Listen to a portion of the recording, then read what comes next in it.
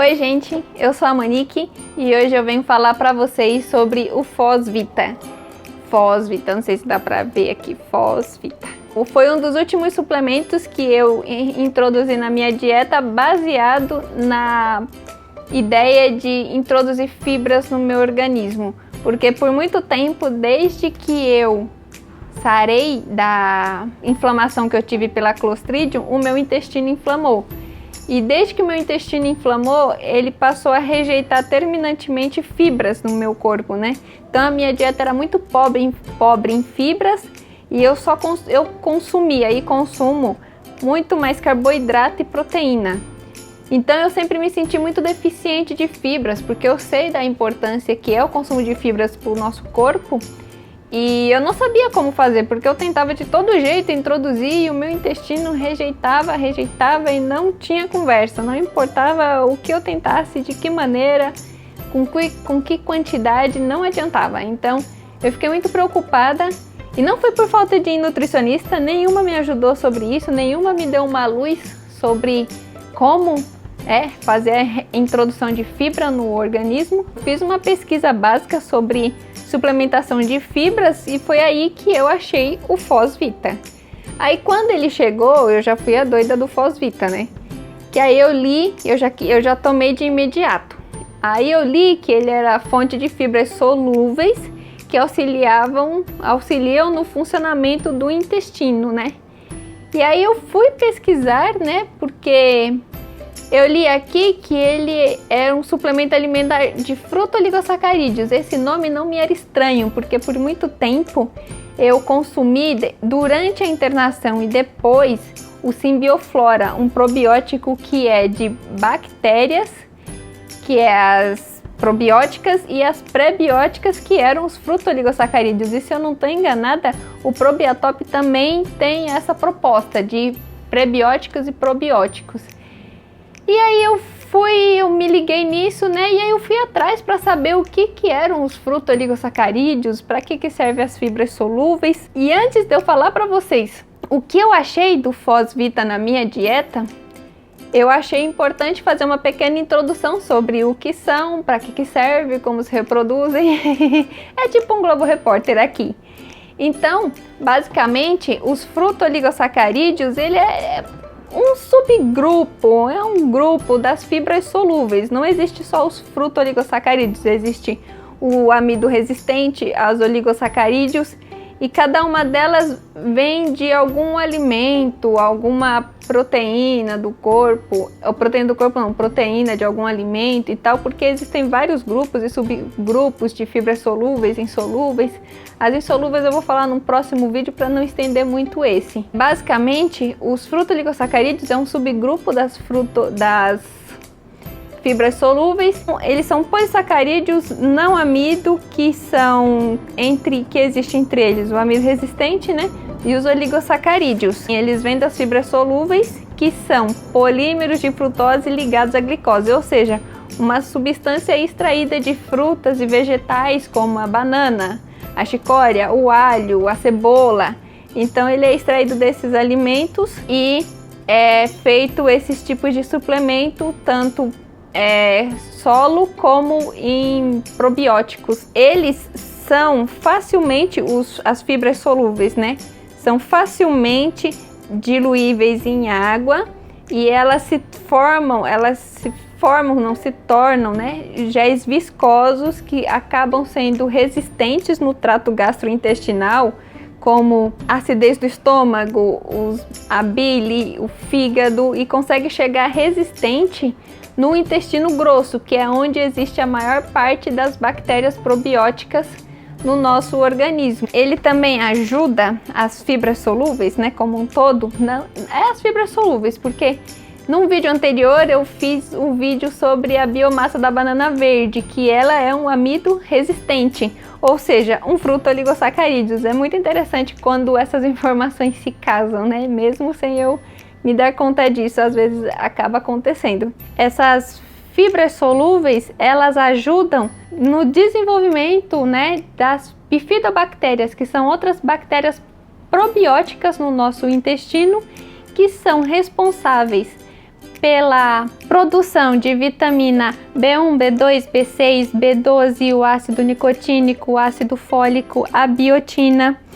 E quando elas entram em contato com as bactérias probióticas, né, elas são os alimentos das bactérias probióticas. Quando o alimento entra em contato com o alimentado,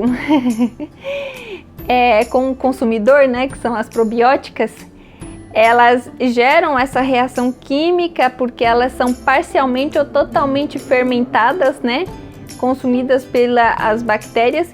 E isso acaba ocasionando gases, né, como resultado. Por isso que algumas pessoas reclamam de desconforto abdominal causado por gases quando toma Probiatop ou Simbioflora, que possui as frutoligosacarídeos. E também elas ajudam na produção de um ácido de cadeia curta chamado ácido butírico ou butirato. Ele ajuda na permeabilidade do nosso intestino. Essa permeabilidade é que inibe a proliferação de radicais livres de organismos patogênicos, ou seja, torna o nosso intestino mais resistente, com o nosso imunológico menos propenso a gripes, resfriados, rinite, sinusite, esses tipos de vulnerabilidade que a nossa saúde intestinal acaba ficando mais sensível, dado que a inflamação do intestino provoca esses desequilíbrios no nosso imunológico. Geralmente as pessoas normais possuem essa microbiota não inflamada e seu sistema imunológico mais resistente. O nosso, que é mais inflamado, né, o nosso intestino é mais inflamado, acaba ficando mais vulnerável a isso. E esse ácido butírico, as bifidobactérias, a permeabilidade, é um dos fatores que aumenta a nossa resistência e o nosso aumento imunológico para evitar que a gente fique doente com mais frequência. Outra coisa interessante é que os alimentos que a gente consome, ou muitas pessoas normais consomem, né, que eles possuem 1/3 de fibras solúveis e 2/3 de fibras insolúveis. E o consumo que os pesquisadores recomendam de fibras, né, não só fibras solúveis, fibras como um todo, é a cada 1000 quilocalorias consumir 14 gramas de fibras, num total até de 30 gramas de fibras por dia. Esse consumo, aliado ao consumo de água, né, que as fibras como um todo, elas precisam de água para processar e ficar totalmente, sua ação ficar totalmente completa no nosso organismo, ajudam no controle da hipertensão, redução de doenças cardiovasculares, no controle da obesidade, na redução do risco de câncer de colo retal, que é uma doença bastante silenciosa, dado que o nosso intestino, na parte do colo, ele tem poucos, eu não me lembro o nome, mas ele não tem muita sensibilidade à dor, então dificilmente essa parte do nosso intestino manda sinais que tem algum problema ali.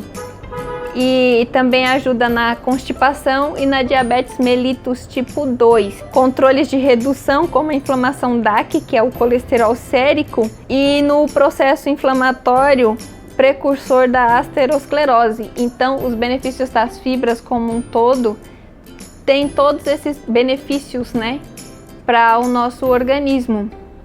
Por isso que é bastante importante ter as fibras na nossa dieta. A inulina também faz parte dos frutoligosacarídeos. Então tem muita gente que consome inulina, tem gente que consome frutoligosacarídeos, mas no geral é a mesma coisa.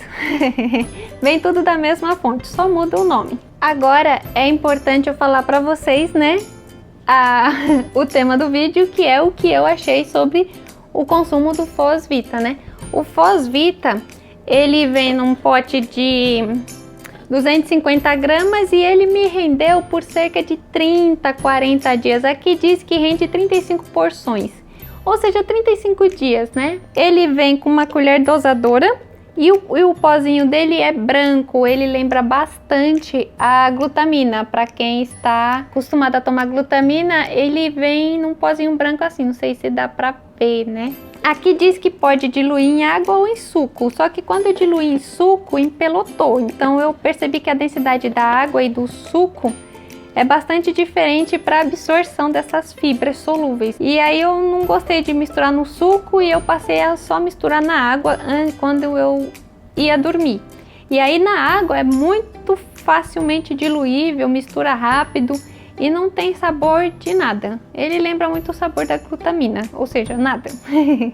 Para quem tem problema de sabor. E assim, durante esses 35 dias, 40 dias que eu consumi, o meu organismo não rejeitou, eu não tive diarreia, eu não tive dor abdominal e também não tive nenhum problema com gases, né? Dado que muitas pessoas reclamam dele. Eu não sei se é porque o meu corpo já está muito acostumado a isso ou ele aceita bem, mas eu não tive nenhum problema abdominal com o Fosvita e eu achei ele muito bom para mim. Foi um prebiótico bastante importante para o meu trato gastrointestinal, porque eu observei que, assim, às vezes que eu precisei ir no banheiro, eu não tive dificuldade, eu não tive medo, receio, sabe, de me dar diarreia.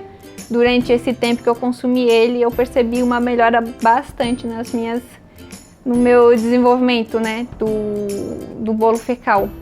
Então, eu só tenho boas impressões dele, eu pretendo comprar novamente, só que agora eu pretendo consumir o Fiber 4, que é uma mistura de fibras insolúveis com fibras solúveis.